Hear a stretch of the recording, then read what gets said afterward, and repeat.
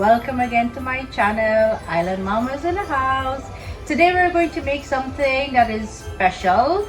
The name of it is pan de pollo. Now you maybe never heard of pan de pollo, but you may have heard of pan de jamon. I'm not making ham, I'm making chicken. So it is a bread type, and we're going to put sliced chicken as I have smoked, and I have, I think, Montreal chicken as well.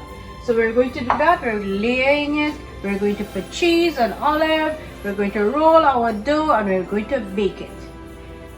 Stay tuned. It is a savory dish and a Spanish one. Let us have fun. Let's go.